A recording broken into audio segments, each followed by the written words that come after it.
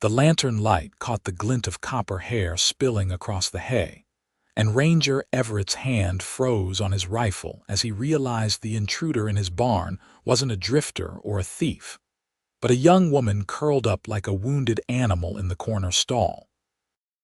It was late August in 1878, and the Colorado night had turned cold enough that Ranger could see his breath misting in the air as he stepped closer, his boots crunching on scattered straw. Las Animas had been quiet for weeks, the kind of quiet that made a man nervous rather than grateful. And now here was trouble delivered right to his doorstep in the form of a sleeping girl who looked like she had been through hell itself. She couldn't have been more than 20 years old, her dress torn and stained with dust and what looked like dried blood, though he couldn't tell if it was hers. Her face was smudged with dirt, and even in sleep, her expression held a tightness that spoke of fear so deep it had settled into her bones. Ranger lowered his rifle slowly, not wanting to startle her, but the slight scrape of metal against leather was enough to make her eyes fly open. Those eyes were the color of sage in summer, wide and terrified as they locked onto his face. She scrambled backward into the corner, her breath coming in quick, shallow gasps, and Ranger raised both hands to show he meant no harm. "Easy now," he said, keeping his voice low and calm the way he would with a spooked horse. "You're on my property, but I'm not fixing to hurt you." She stared at him for a long moment, her whole body trembling, and then she did something that caught him completely off guard. She dropped to her knees in the straw, her hands clasped together like she was praying, and looked up at him with such desperate hope that it nearly broke his heart. "Please," she whispered, her voice raw and cracked like she had been screaming or crying or both. "Please don't send me back." Ranger felt something twist in his chest at those words, at the pure terror underlying them. He had seen plenty of fear in his 32 years, had witnessed what men could do to each other during the war and in the lawless years that followed, but there was something about this girl's fear that cut straight through his usual caution. Back where? He asked, though he suspected he already knew the answer. Women didn't run unless they had a damn good reason. She shook her head frantically, her copper hair falling across her face. "I can't. I'll die if I go back. He'll kill me this time, I know he will." Ranger crouched down slowly, making himself less threatening, and studied her more carefully. Now that he was closer, he could see the bruises on her arms, the split in her lip that was just starting to heal, the way she held her left side like her ribs might be cracked.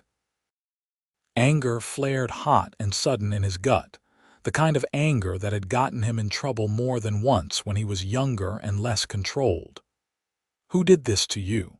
he asked, though he kept his voice gentle despite the fury building inside him. She flinched at the question, her eyes darting toward the barn door like she expected her attacker to come bursting through at any moment. "My husband," she finally whispered. "Sterling Fletcher." The name meant nothing to Ranger, but that didn't surprise him. Las Animas sat right on the edge of the Santa Fe Trail, and people came and went through this part of Colorado all the time. Still, he made a mental note to ask around town in the morning, see if anyone knew anything about a man named Sterling Fletcher. "You're married?" he asked, and immediately regretted it when he saw the shame that flooded her face. "I was," she said, her voice barely audible. "I mean I am, but I can't stay married to him. He's going to kill me, and nobody will care because he's my husband and he can do what he wants with his own wife." The bitter truth in those words made Ranger's jaw clench. She wasn't wrong. The law rarely intervened in what happened between a man and his wife, no matter how brutal things got. He had seen women beaten black and blue, had watched them make excuses for their husbands, had felt helpless to do anything about it because the courts didn't consider it their business. But this girl had run. She had found the courage to leave, and that took a kind of strength most people never had to discover in themselves. "What's your name?" he asked. She hesitated, like even that small piece of information might be dangerous in the wrong hands. "Sarah," she finally said. "Sarah Fletcher." "Well, Sarah Fletcher, my name is Ranger Everett, and this is my barn you've been sleeping in. My house is just across the yard there, and I've got a spare room with a lock on the inside of the door. You're welcome to it for tonight, and in the morning we can figure out what comes next." She stared at him like he had just offered her the moon and stars. "You're not going to send me back to him?" "No, madam, I am not," Ranger said firmly. "Whatever happened between you and your husband, you've got a right to be safe. Nobody deserves what was done to you." Tears spilled down her cheeks, cutting clean tracks through the dirt on her face. She didn't make a sound as she cried, which somehow made it worse. It was the silence of someone who had learned that crying out loud only brought more pain. Ranger stood slowly and extended his hand to help her up. She looked at his hand for a long moment before she took it, her fingers cold and trembling in his grip. When she got to her feet, she swayed slightly, and he realized she was probably half-starved on top of everything else. "When did you last eat?" he asked. "I don't know," she admitted. 2 days ago, maybe. I had a little bread and cheese I took when I left, but it ran out." "Come on then," Ranger said, keeping his movements slow and predictable as he guided her toward the barn door. "Let's get some food in you and get you cleaned up. You look like you've been traveling hard." She followed him across the yard to his house, glancing over her shoulder every few steps like she expected to see someone chasing her out of the darkness. Ranger's property sat about a mile outside of town, far enough for privacy, but close enough that he could ride in when he needed supplies or company. The house was small but sturdy, built with his own hands over the course of a summer 5 years ago, when he had finally saved enough money to buy the land outright. Inside, he lit a few more lanterns and stirred the coals in the stove back to life. Sarah stood just inside the doorway, looking lost and uncertain, her arms wrapped around herself like she was trying to hold all her broken pieces together. "Sit," Ranger said, pulling out a chair at his small kitchen table.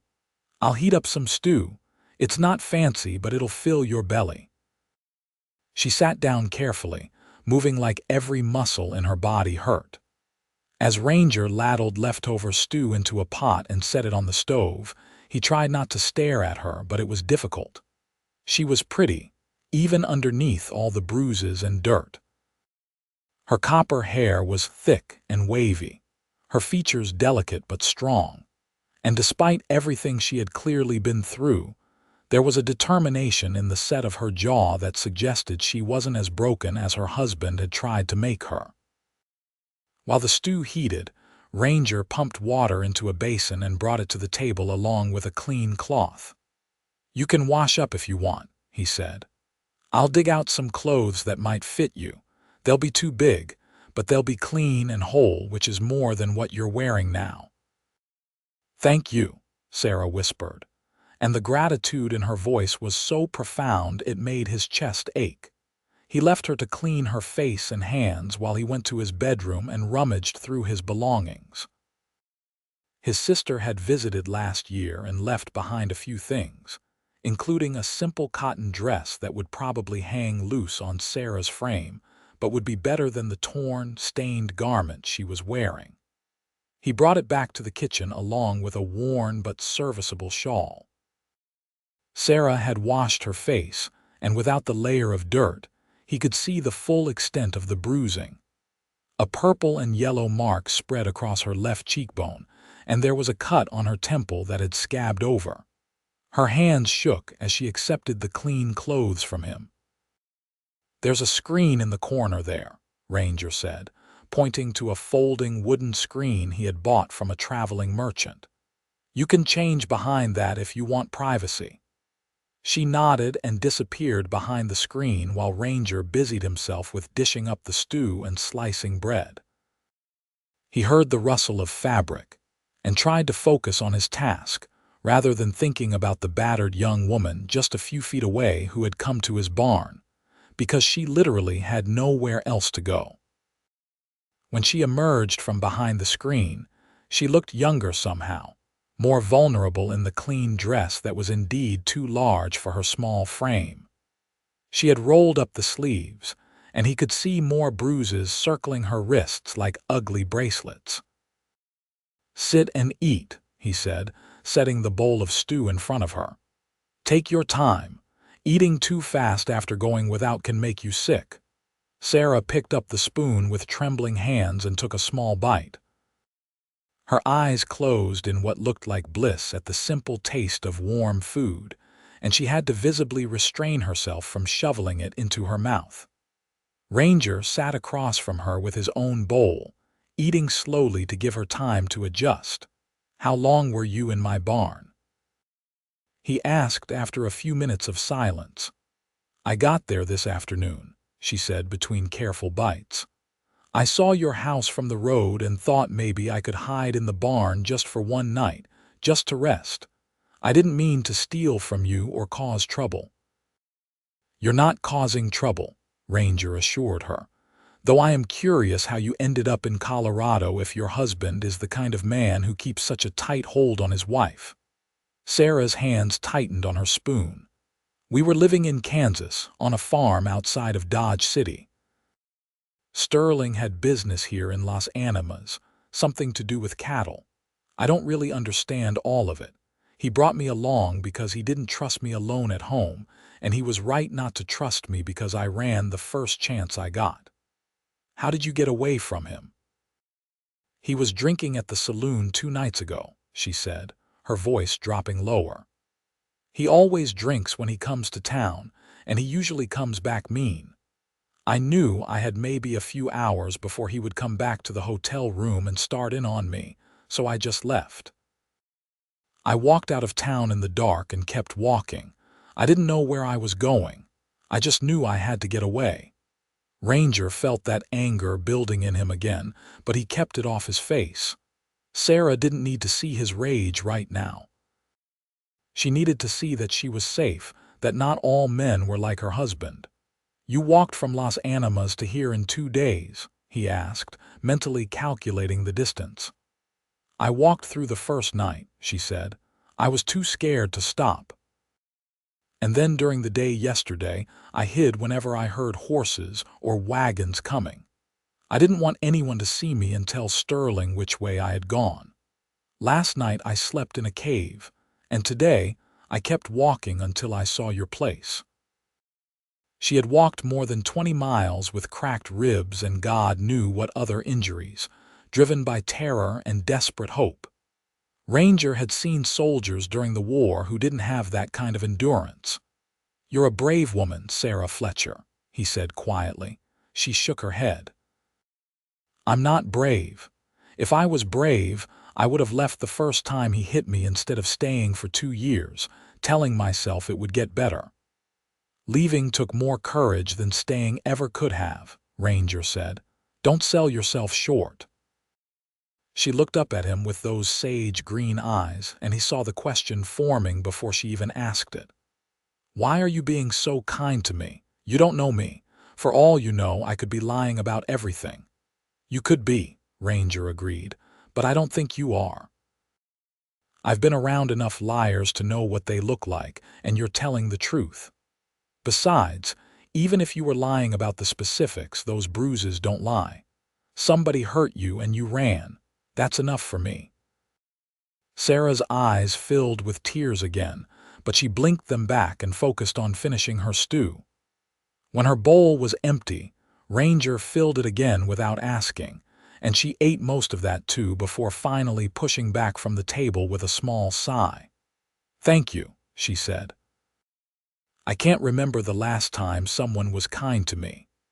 "You're welcome to stay here as long as you need," Ranger told her. "I meant what I said about the spare room.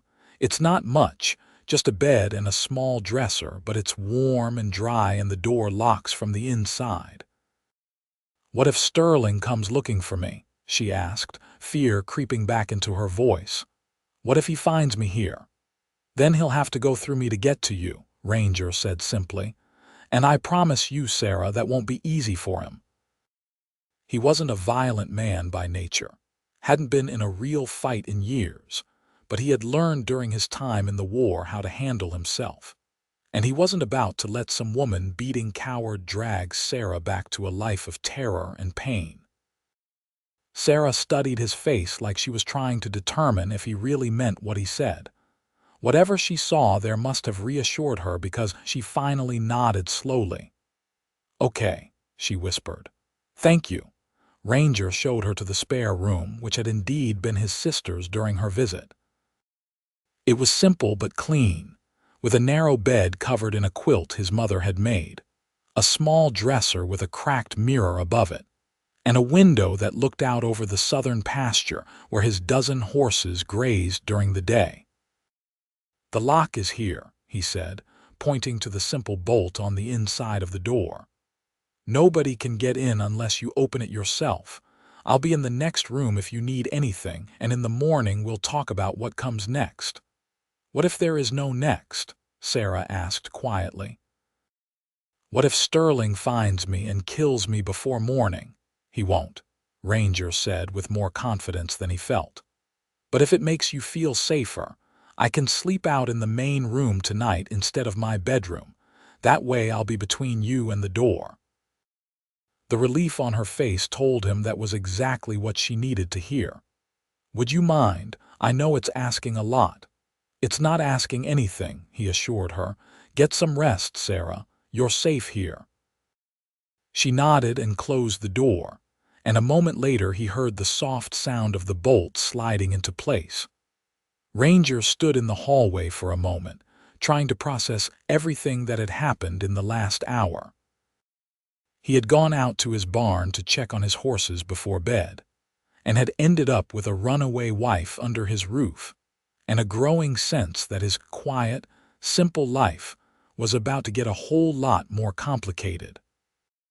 He retrieved blankets and a pillow from his bedroom and made himself a pallet on the floor in front of the fireplace. It wouldn't be the first time he had slept on the ground, and at least here he would be warm and dry. As he lay down and pulled the blanket over himself, he thought about the fear in Sarah's eyes, the way she had flinched when he moved too quickly, the scars both visible and invisible that her husband had left on her. Ranger had no idea what tomorrow would bring, but he knew with absolute certainty that he wasn't going to let Sterling Fletcher hurt Sarah again.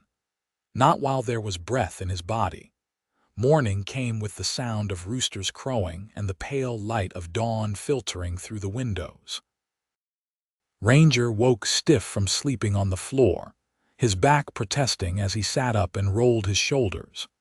He stirred the fire back to life and put coffee on to boil, and he was just starting to fry eggs and bacon when he heard the soft click of Sarah's door unbolting.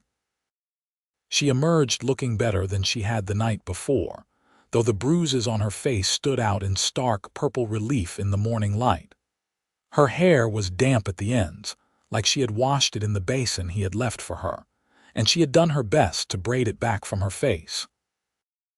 "Good morning," Ranger said, keeping his voice gentle. "Coffee will be ready in a minute and breakfast right after that." "I can cook," Sarah offered quickly. "You shouldn't have to wait on me. You've already done so much." "I'm used to cooking for myself," Ranger said. "Besides, you're still recovering. Sit down and rest." She sat at the table but watched him work with an intensity that suggested she wasn't used to seeing a man in the kitchen. "Did you really sleep on the floor?" she asked, noticing the rumpled blankets by the fireplace. "I've slept in worse places," Ranger said with a shrug. "How did you rest?" "Better than I have in months," she admitted. "I don't think I even moved once I lay down. My body just gave up." "That's the exhaustion leaving your system," Ranger said. "You were running on pure fear and determination. Now that you're somewhere safe, everything catches up with you."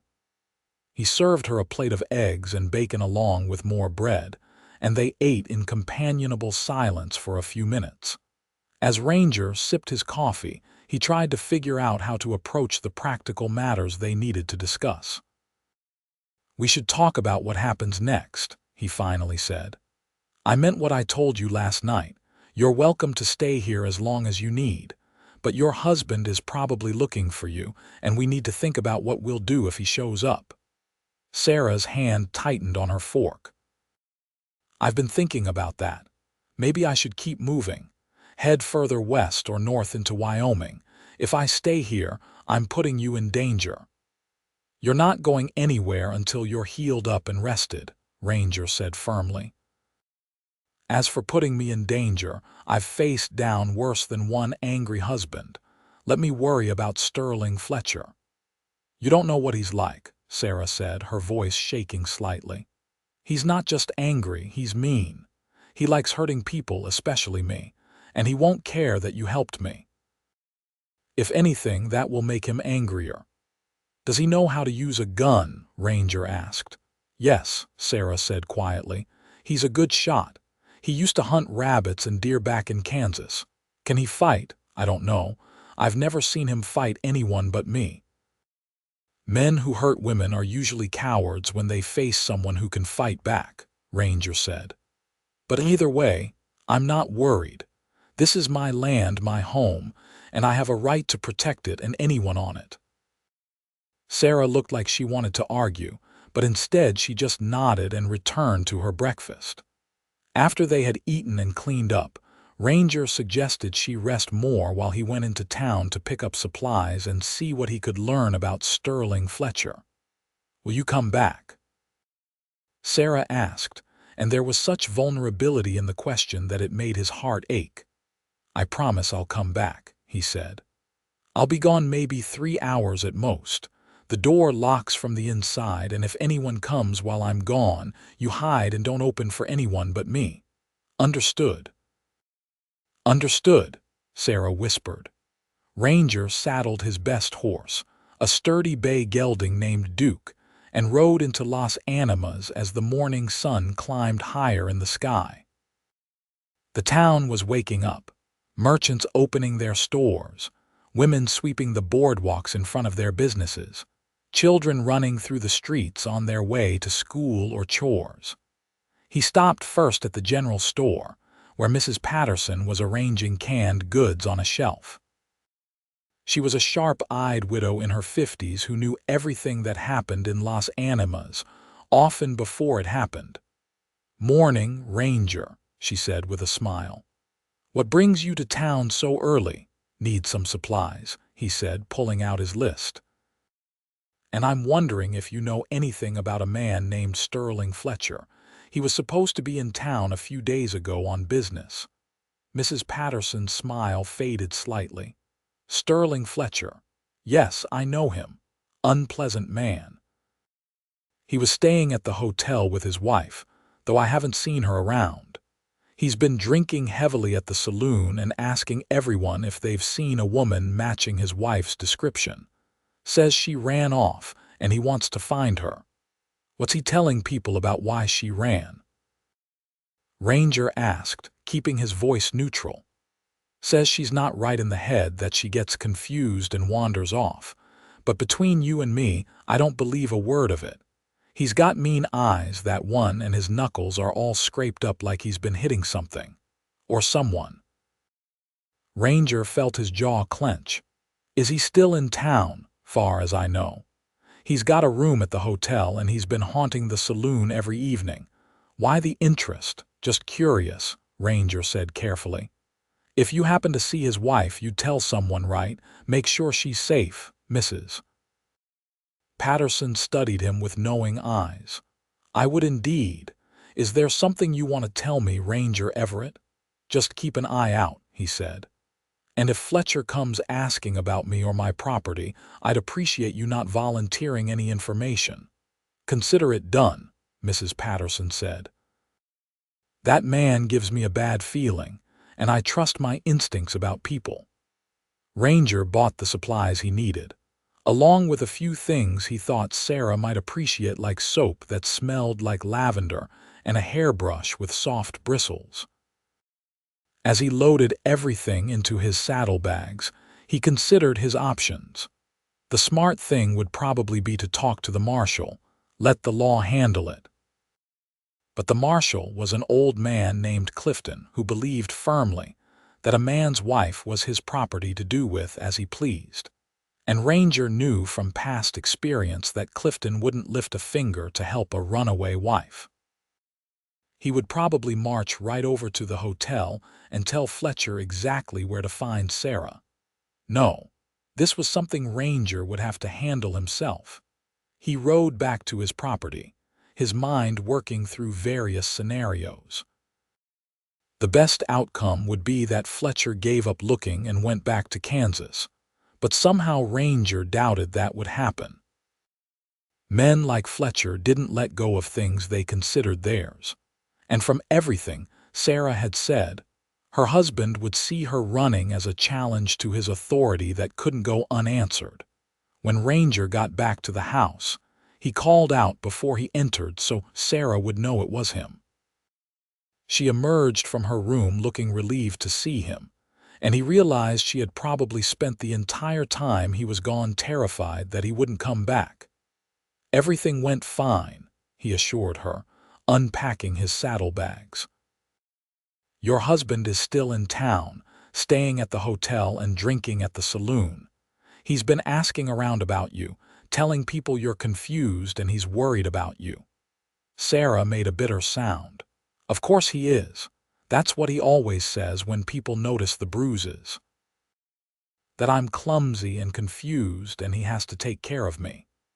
The woman at the general store didn't believe him, Ranger said. She said he gives her a bad feeling.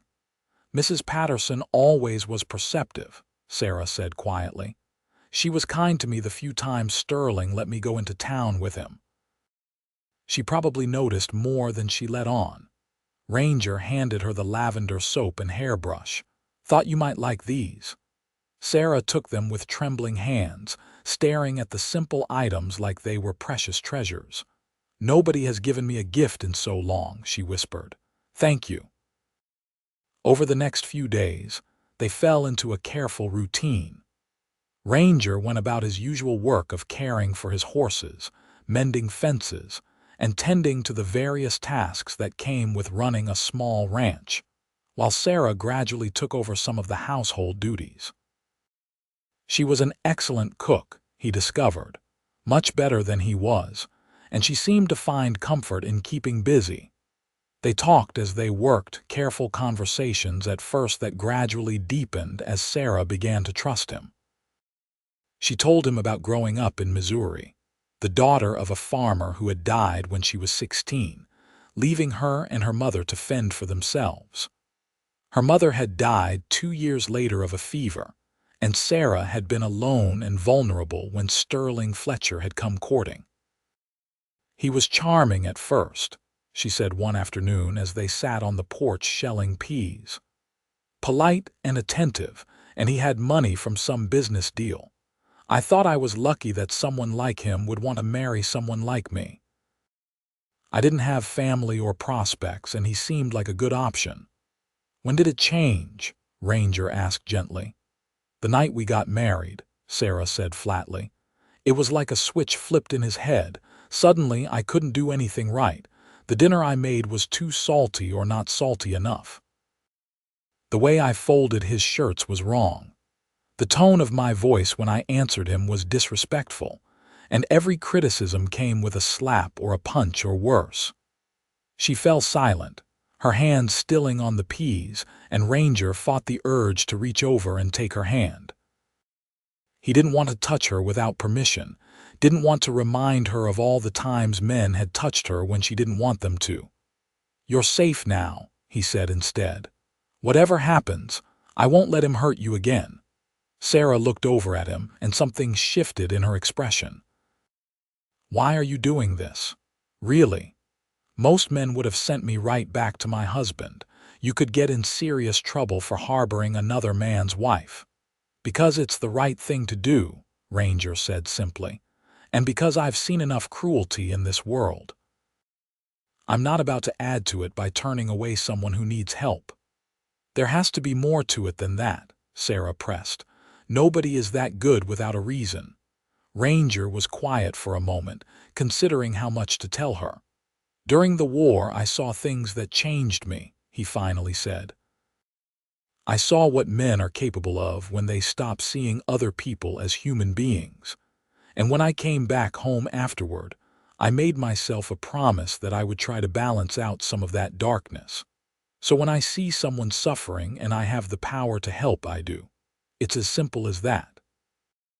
It's not simple at all, Sarah said softly. It's one of the most complicated, difficult things a person can do, but I'm grateful for it. More grateful than I can say. They went back to shelling peas, and Ranger found himself acutely aware of her presence beside him. Over the past few days, he had started noticing things about her that had nothing to do with her injuries or her fear.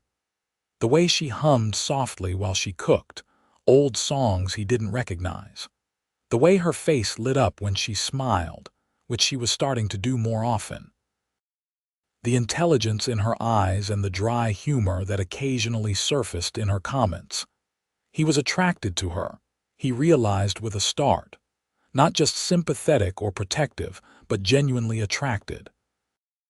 And that was dangerous for a whole host of reasons, not least of which was that she was still legally married and recovering from years of abuse.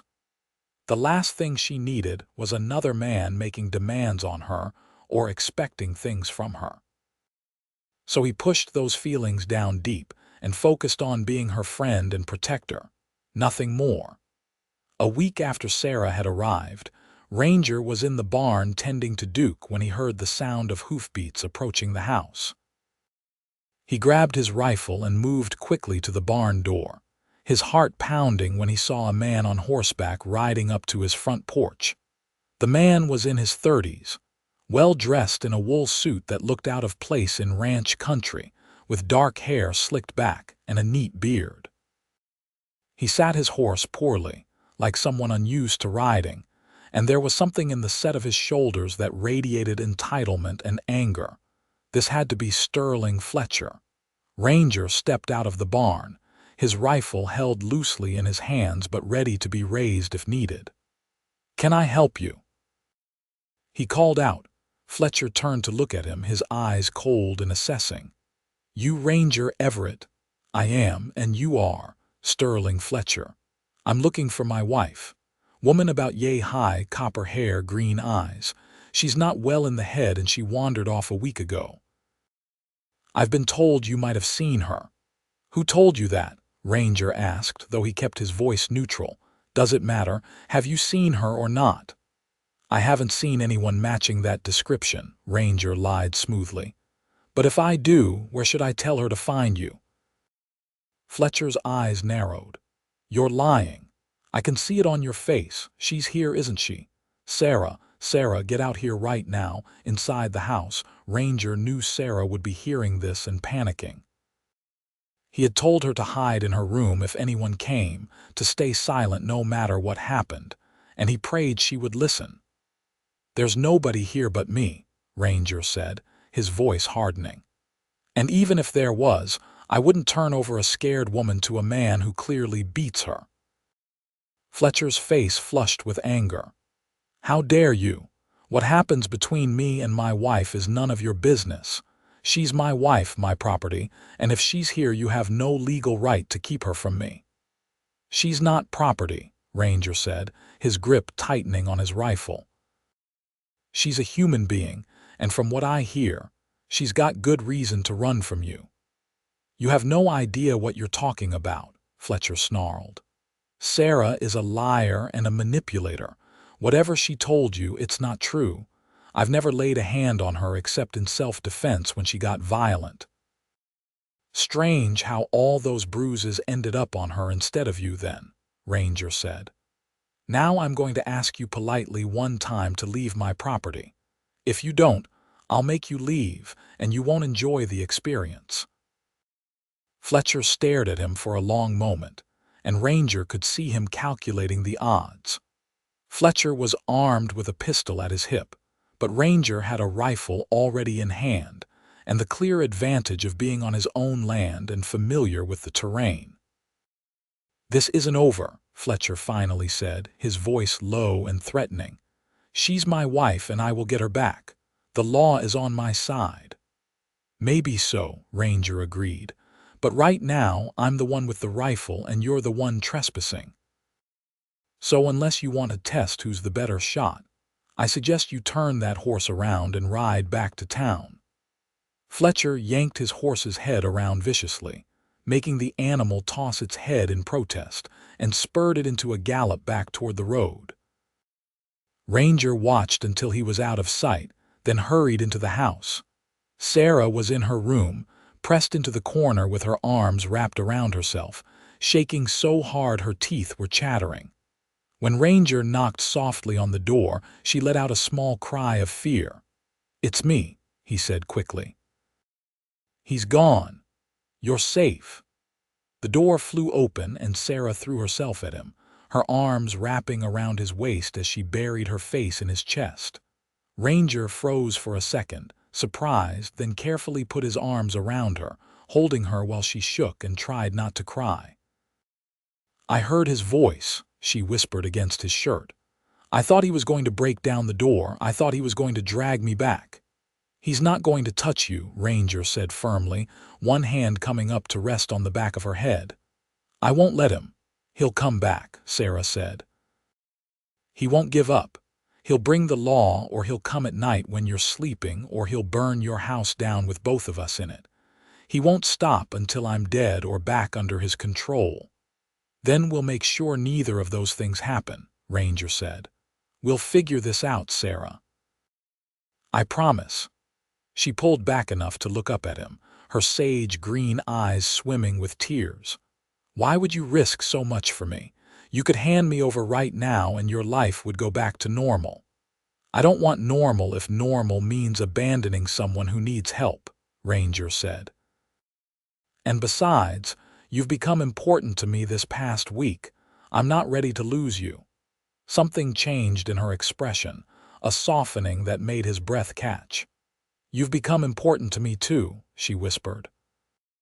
They stood there for a moment, close enough that Ranger could count the freckles on her nose, could see the gold flecks in her green eyes.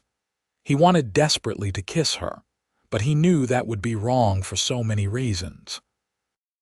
Instead, he gently disentangled himself from her embrace and stepped back. "We should talk about our options," he said, his voice rougher than he intended.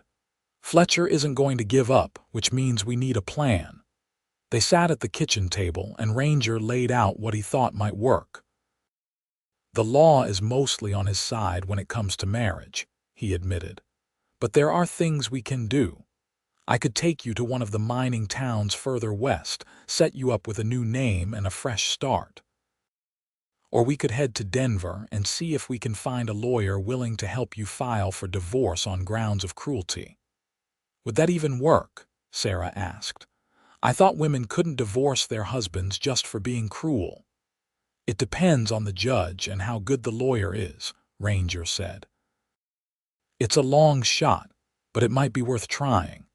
The other option is that you stay here and we fight Fletcher if he comes back, but that puts both of us in danger and doesn't solve the underlying problem that you're still married to him." Sarah was quiet for a long moment, thinking. "What if we got married?" she finally asked. Ranger blinked. "What? You and me," Sarah said, speaking faster now as the idea took shape.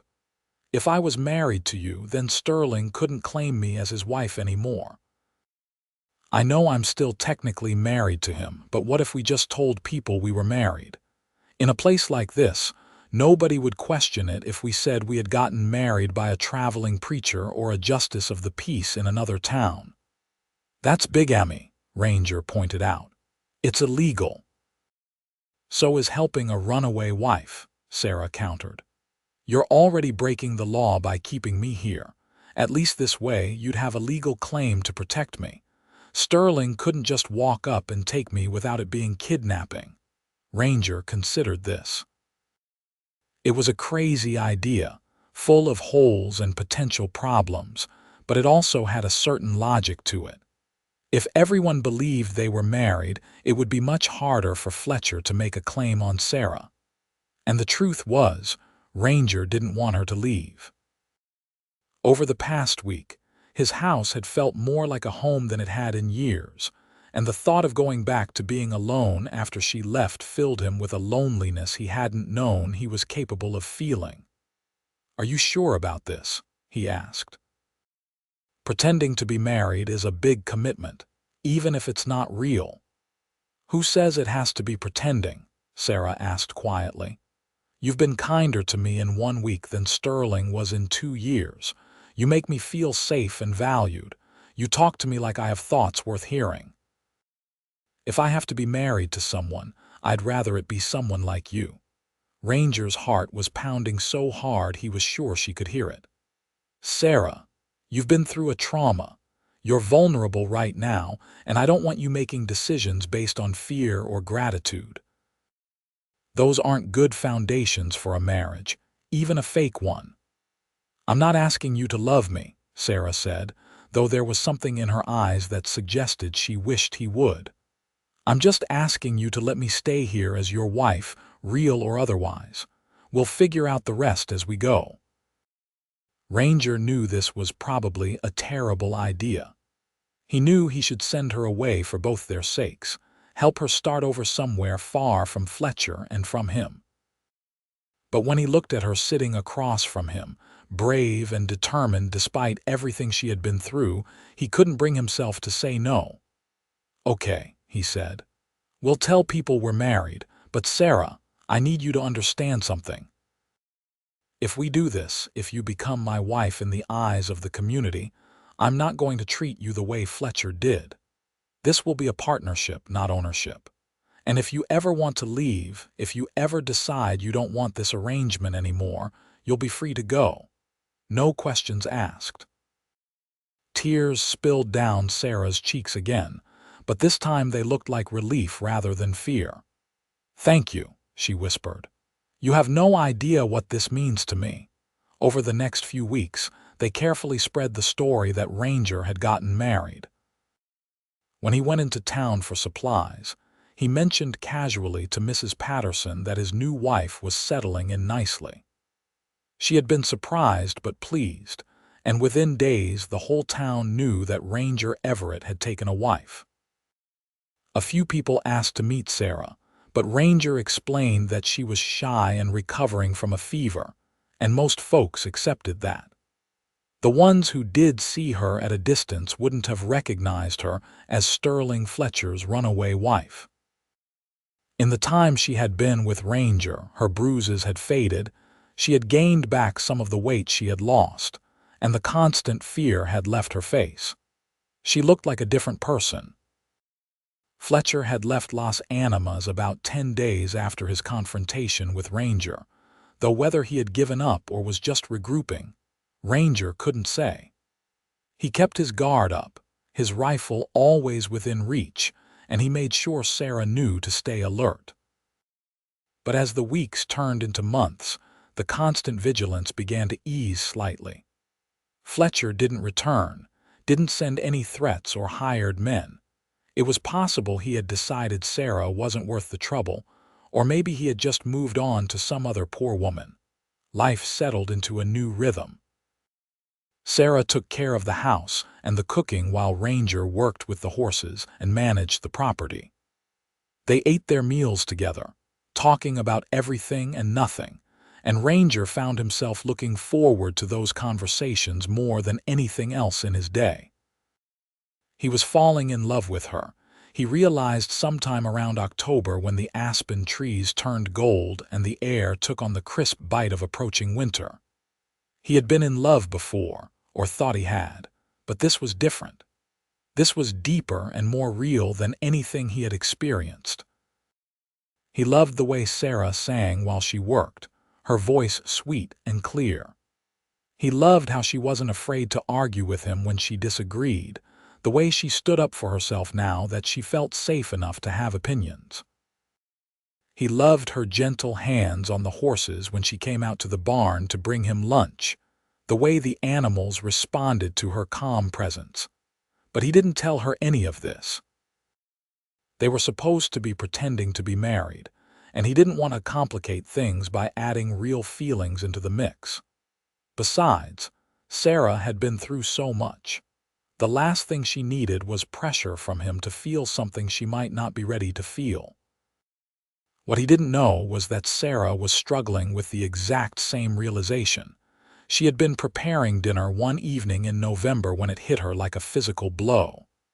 She was in love with Ranger Everett, deeply, completely, terrifyingly in love. She loved his quiet strength, the way he moved through the world with confidence but without arrogance. She loved his kindness, not just to her but to everyone and everything around him. She had watched him gently doctor a horse with a bad leg, talking to the animal in a low, soothing voice, and her heart had simply surrendered. But she didn't know how to tell him. They had an arrangement, a practical solution to a difficult problem, and she was afraid that confessing her feelings would ruin the careful balance they had established. What if he didn't feel the same way?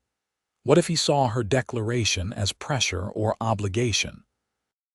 So she kept quiet, and they continued their polite dance around each other, both of them desperately in love, and both of them convinced the other only saw the relationship as a convenient fiction. Winter came early to Colorado that year, the first snow falling in late November and blanketing the property in white. Ranger made sure they had plenty of firewood stacked, and enough supplies to last through the cold months, and Sarah threw herself into preparing the house for winter, sealing drafts and making warm quilts. They were snowed in for 3 days during a December blizzard, and the forced proximity in the small house brought them closer than ever. They played cards by the fireplace, Ranger teaching Sarah games he had learned during the war. They told each other stories from their childhoods, sharing memories both happy and sad. And late at night, lying in their separate beds in their separate rooms, they each wished they had the courage to cross the hall and tell the other the truth. It was Christmas Eve when everything finally came to a head. Sarah had spent the day cooking a special dinner, using precious ingredients she had been saving for weeks. Ranger had disappeared into the barn that afternoon and emerged with a small wooden box he had clearly made himself, the lid carved with an intricate pattern of flowers. "For you," he said, handing it to her after they had finished eating. "I know we didn't talk about exchanging gifts, but I wanted you to have something." Sarah opened the box with trembling hands and found inside a delicate silver necklace with a small pendant shaped like a bird in flight. "Ranger," she breathed. "It's beautiful, but this must have cost a fortune." "It was my mother's," he said quietly. "She gave it to me before she died and told me to give it to the woman I loved. I want you to have it, Sarah." She looked up at him, her heart pounding. "The woman you loved, but Ranger, we're not really married. This is just an arrangement." "Is it?" he asked, his dark eyes intense on hers. "Because it stopped feeling like an arrangement to me months ago. I love you, Sarah. I've been in love with you probably since the second week you were here, when you laughed at something I said, and I realized I wanted to spend the rest of my life making you laugh like that."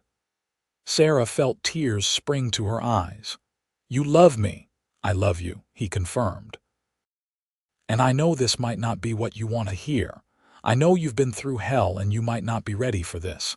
But I couldn't let another day go by without telling you the truth." "You idiot," Sarah said, but she was smiling through her tears. "I've been in love with you for months too. I just didn't think you felt the same way." Ranger stared at her for a moment like he couldn't quite believe what he was hearing. Then he crossed the small space between them in 2 strides and cupped her face in his hands, his thumbs gently wiping away her tears. "Say that again," he demanded softly. "I love you," Sarah whispered. "I love you, Ranger Everett," He kissed her then, softly at first and then deeper when she melted into him, her arms wrapping around his neck. It was nothing like the rough, demanding kisses Sterling had forced on her. This was tender and passionate and full of all the feelings they had been holding back for months. When they finally broke apart, both of them were breathing hard. Ranger rested his forehead against hers, his hand still cradling her face. "Marry me," he said. "Really marry me. We'll go to a judge in Denver and we'll make this legal and real." "I'm already married," Sarah reminded him reluctantly, "to Sterling." "Then we'll get you divorced first," Ranger said firmly. "I don't care how long it takes or what we have to do. I want you to be my wife, Sarah, in every way that matters." "What if he comes back?" she asked. "What if he finds out and causes trouble?" "Then we'll handle it together," Ranger said. "I'm not afraid of Sterling Fletcher and you shouldn't be either. Not anymore." Sarah thought about the woman she had been 6 months ago, scared and beaten down with no hope left. And then she thought about the woman she was now, safe and loved and strong enough to believe in a future that didn't include fear. "Yes," she said. "Yes, I'll marry you, really marry you." They made the trip to Denver in January, braving the cold and the snow because they couldn't wait another day longer than necessary. Finding a lawyer willing to help Sarah divorce Sterling proved easier than they had expected. The lawyer, a woman named Margaret Anderson, who was one of the few female attorneys in Colorado, took one look at the faded scars on Sarah's arms and the haunted look that still sometimes appeared in her eyes and agreed to take the case. "I've seen too many women trapped in situations like yours," Margaret said. "The law might not be entirely on our side, but I know a judge who has a daughter. He'll understand." It took 3 months for the divorce to be finalized. Sterling didn't contest it, perhaps because he had finally moved on, or perhaps because he didn't want the details of how he had treated Sarah to become public record. Either way, Sarah found herself standing in front of a judge in April of 1879. Listening to him declare that her marriage to Sterling Fletcher was dissolved. She and Ranger were married the next day by the same judge, with Margaret Anderson and her husband serving as witnesses. It was a simple ceremony, nothing like the elaborate wedding Sarah had foolishly dreamed of as a girl, but it was perfect because it was real and because the man standing beside her promising to love and honor her actually meant those words. They spent 3 days in Denver, staying at a nice hotel and exploring the rapidly growing city. Ranger bought Sarah a proper wedding ring, a simple gold band that she kept touching like she couldn't quite believe it was real. And for the first time in years, Sarah felt genuinely, completely happy. They returned to the ranch in late April, just as spring was beginning to take hold. The aspens were budding, the wildflowers were starting to bloom, and the whole world felt full of possibility. Their first night back, Ranger carried Sarah over the threshold of their home like a proper bride, and she laughed at the romantic gesture. He set her down gently and pulled her close, his arms wrapping around her waist. "Welcome home, Mrs. Everett," he said softly. "I love the sound of that," Sarah murmured, reaching up to kiss him. That night, for the first time, Sarah didn't sleep in the spare bedroom. She and Ranger shared his bed, and he was patient and gentle with her, understanding that she needed time to separate the intimacy they shared from the violence she had experienced with Sterling. They took things slowly, learning each other in the soft lamplight, and when they finally came together, it was beautiful and right in a way that brought tears to Sarah's eyes. "I've got you," Ranger whispered, holding her close afterward as she cried out all the grief and fear she had been carrying. "You're safe, and you're loved, and nobody will ever hurt you again." Life settled into a new normal over the following months and years. Sarah proved to have a natural talent with the horses, and she became an essential part of the ranch operation, working alongside Ranger to train and care for the animals. They expanded slowly, buying more land and more stock as their reputation for quality horses spread throughout Colorado. They had their first child in the spring of 1881, a boy they named Robert after Ranger's father. Sarah had been terrified throughout the pregnancy, convinced something would go wrong, but the birth was smooth and the baby healthy. Ranger cried when the midwife placed his son in his arms, overwhelmed with love for the tiny life they had created together. 2 years later came another boy, and then finally a girl in 1886. Their house was loud and chaotic, and filled with laughter. Everything Sarah had dreamed of during those dark years with Sterling, but never thought she would have. They never saw or heard from Sterling Fletcher again. Ranger eventually learned through a business contact that he had died in 1883, stabbed in a saloon fight in Kansas. Sarah felt relief at the news, but not happiness. She didn't wish him dead, she just wished he had been a better man. But his death did mean that any lingering fear she had carried was finally, completely gone, as the years passed and their children grew. Sarah would sometimes think back to that August night in 1878 when she had collapsed in Ranger's barn, certain she was going to die. She thought about how brave and desperate she had been, how she had risked everything for a chance at freedom. And she thought about how lucky she had been that Ranger Everett was the kind of man who saw a scared woman and chose kindness over convenience. "You ever regret it?" Ranger asked her one evening as they sat on their porch, watching the sunset paint the Colorado sky in shades of pink and gold. Their children were inside, the two boys arguing over a checker game while their daughter played with a doll Ranger had bought her in town. "Regret what?" Sarah asked, though she knew what he meant. "Taking me in," he said. "Your life would have been simpler if you had sent me away that first night." "My life would have been emptier," Sarah corrected. "You're the best thing that ever happened to me, Ranger Everett. You and those 3 troublemakers in there." He smiled and took her hand, their fingers intertwining in the way that had become second nature over the years.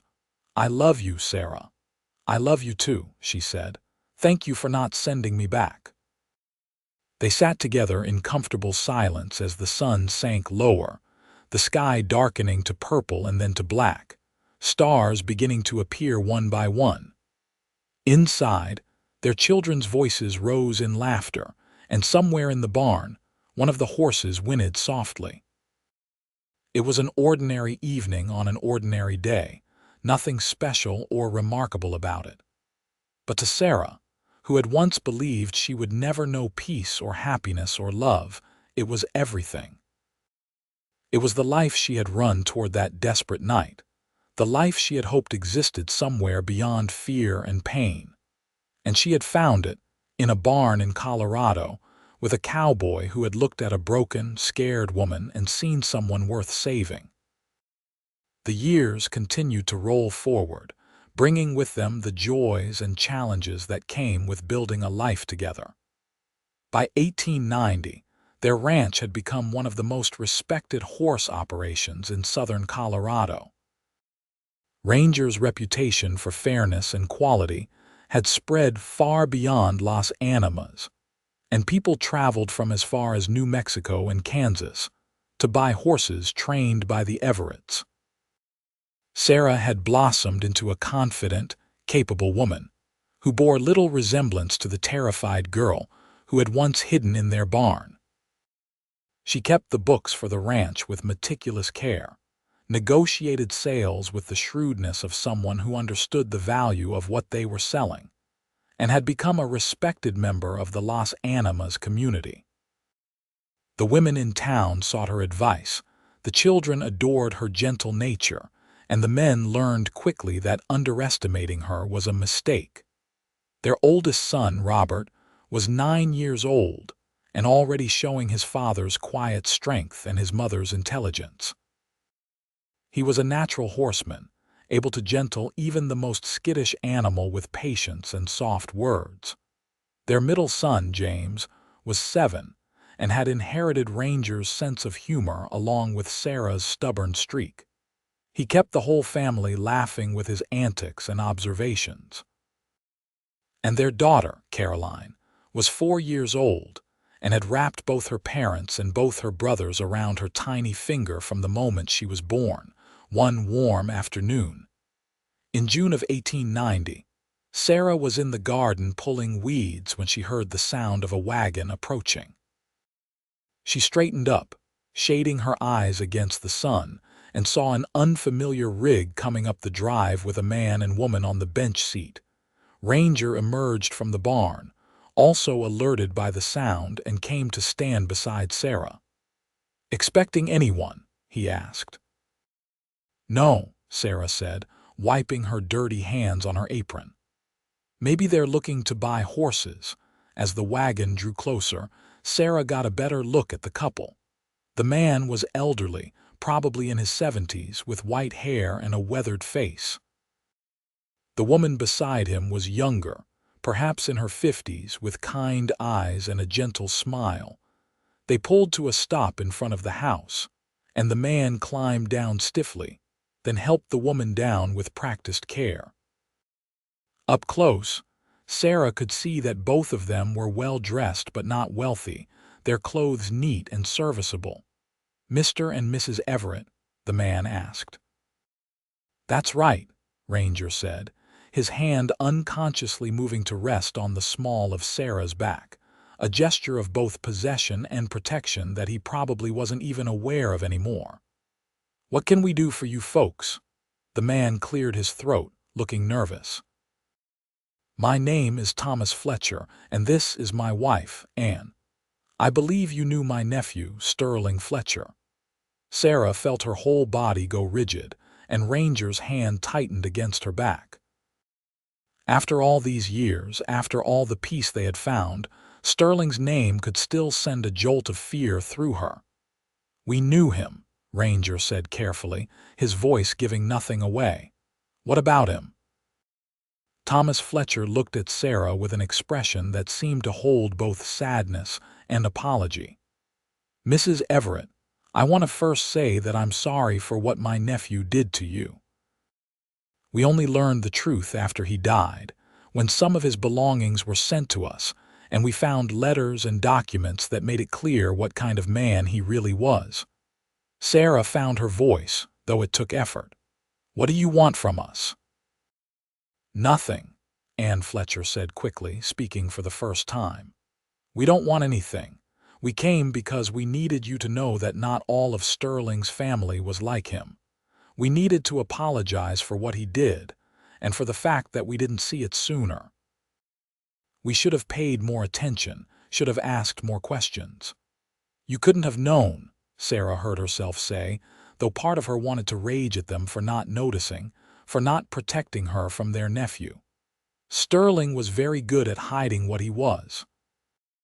"Still," Thomas said heavily, "we failed you and we're sorry for that. We also wanted to give you this." He pulled an envelope from his coat pocket and held it out to Sarah.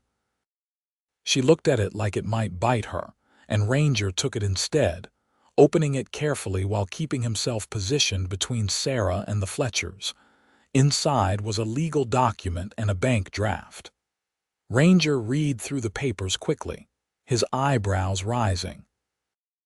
"This is the deed to property in Kansas," he said, "and this draft is for $5,000. Sterling owned a farm," Thomas explained.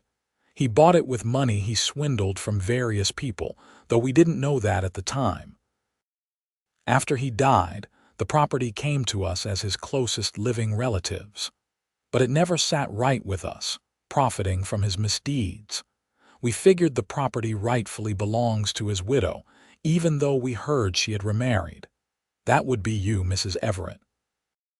Sarah stared at the papers in Ranger's hands. $5,000 was a fortune, more money than she had ever imagined having, and property in Kansas, though she had no desire to ever return to that state. "We can't accept this," she said automatically. "Yes, you can," Anne said firmly. "You suffered because of Sterling, and while money can't undo that suffering, it can at least give you something good from all that pain. Take it, sell the property if you don't want it, use the money to expand your ranch or save it for your children's future. But please take it." Ranger looked at Sarah, leaving the decision up to her. She thought about the girl she had been, penniless and trapped with no options and no hope, and she thought about the woman she was now, strong and loved and free. She didn't need this money, but her children could benefit from it. They could use it for education, for expanding the ranch, for building their own futures. "All right," she finally said. "We'll accept it, and we'll use it wisely. Thank you." Thomas Fletcher's shoulders sagged with relief. "Thank you for hearing us out. We weren't sure you would." They stayed for another hour, sharing coffee on the porch and talking about neutral topics. Sarah learned that Thomas had been a teacher before he retired, that Anne made quilts that she donated to families in need, that they had 4 children of their own and a dozen grandchildren. They were good people, nothing like Sterling, and Sarah found herself genuinely liking them by the time they prepared to leave. As they climbed back into their wagon, Anne reached out and squeezed Sarah's hand. "You've built a beautiful life here," she said quietly. "I'm glad you found happiness despite everything my nephew's family put you through." "Thank you," Sarah said, and she was surprised to find she meant it. After the Fletchers had driven away, Ranger pulled Sarah into his arms and just held her. "You okay?" he asked. "I think so," Sarah said, her face pressed against his chest. It was strange, seeing people connected to Sterling. For a moment I felt like that scared girl again. But then I realized I'm not her anymore. She's part of me, but she's not who I am. "No," Ranger agreed. "You're so much more than that now.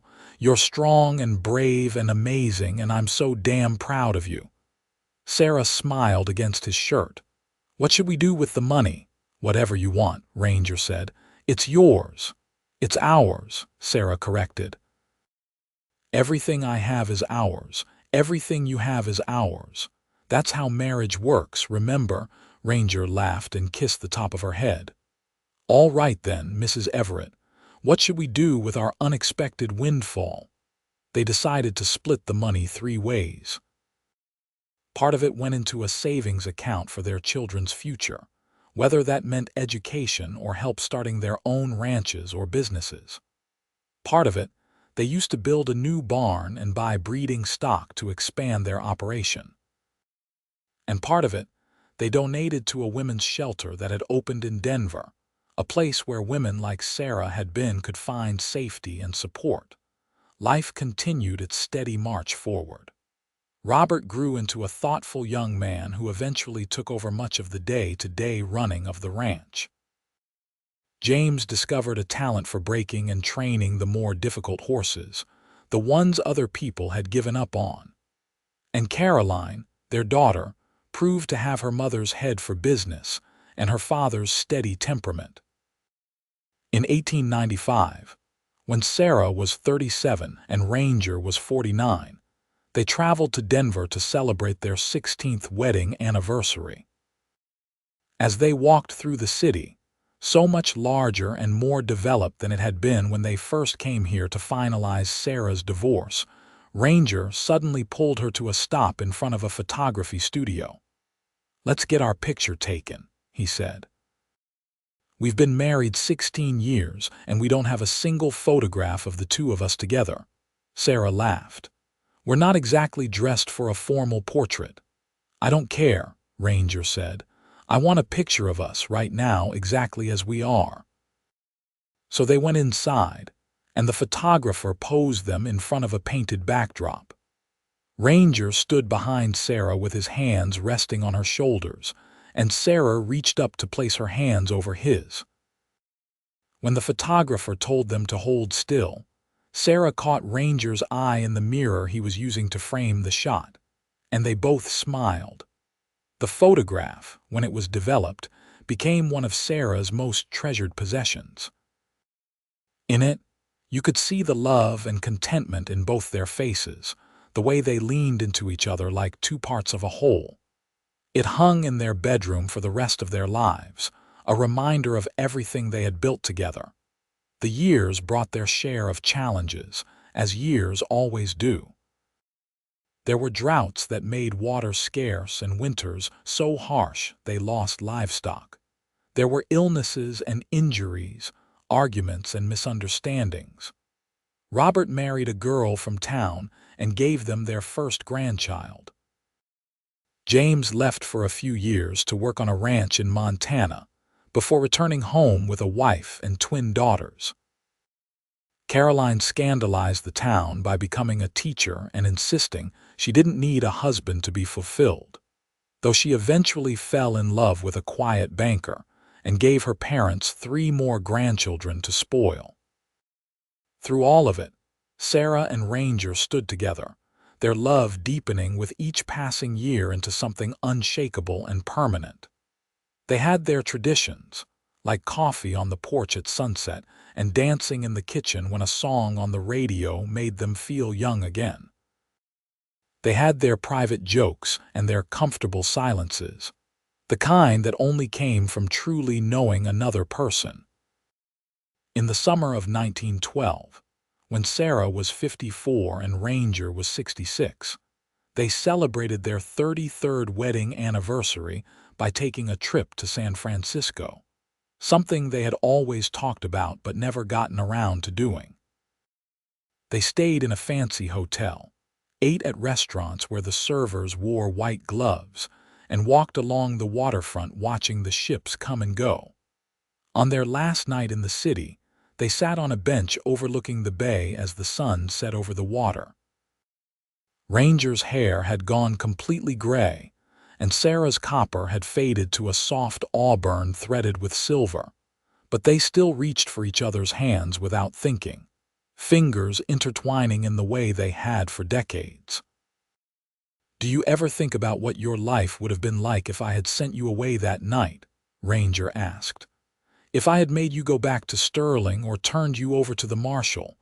Sarah was quiet for a moment, thinking. "I probably would have died," she said honestly.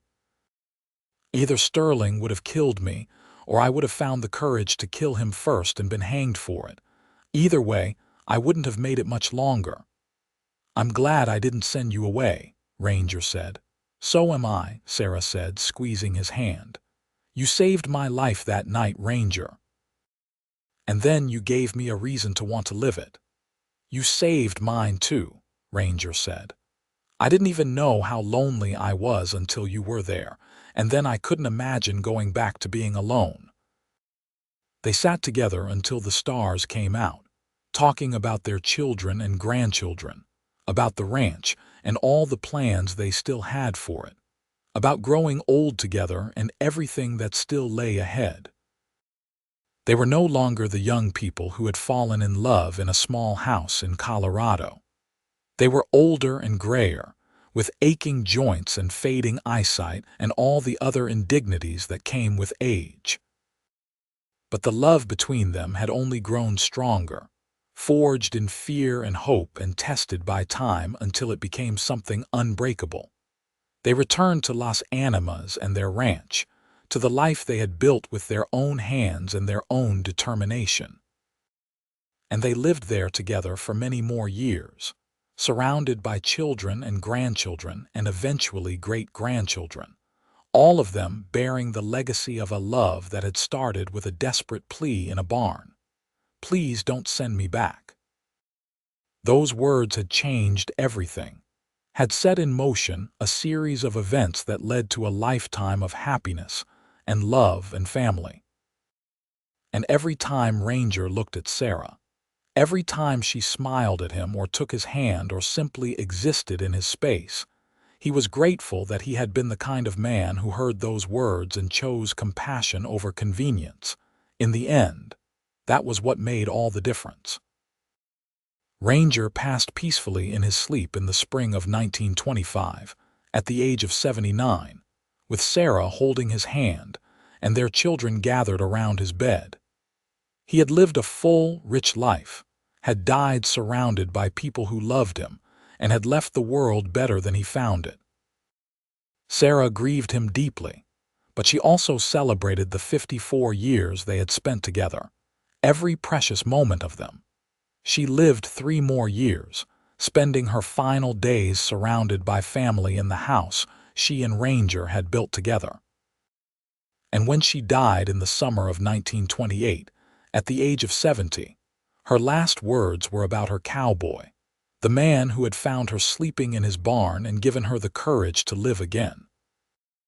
They were buried side by side in the small cemetery outside Las Animas, their matching headstones simple but elegant. And carved beneath their names and dates were the words that summed up everything they had been to each other. Together, forever home. The ranch stayed in the family for generations, passed down from child to grandchild, each generation adding their own stories to the land. But they all knew the original story, the one about the runaway wife and the cowboy with a kind heart, the one that had started everything. They told it to their children and their children's children, keeping alive the memory of a love that had conquered fear and pain and built something beautiful from the ashes of despair. And sometimes, on quiet Colorado evenings when the sun painted the sky in shades of pink and gold, visitors to the ranch would swear they could see 2 figures sitting on the old porch, hands intertwined, watching the sunset together just like they had for all those years. Sarah and Ranger, together at last and forever, in the home they had created from nothing more than hope and love, and the courage to believe that better things were possible. Their story became legend in Las Animas, told and retold until it took on the quality of a fairy tale. But unlike fairy tales, this story had been real. 2 people, broken and lonely in their own ways, had found each other in the most unlikely of circumstances and built a love that lasted beyond their lifetimes. It all started with a desperate woman seeking shelter and a cowboy who chose kindness. It ended with a legacy of love that would endure for generations, a testament to the power of compassion and the strength of 2 hearts that refused to give up on each other or themselves. And somewhere in that small cemetery outside Las Animas, beneath the Colorado sky they both loved so much, Sarah and Ranger Everett rested together, their story complete, their love eternal, their peace finally and perfectly earned.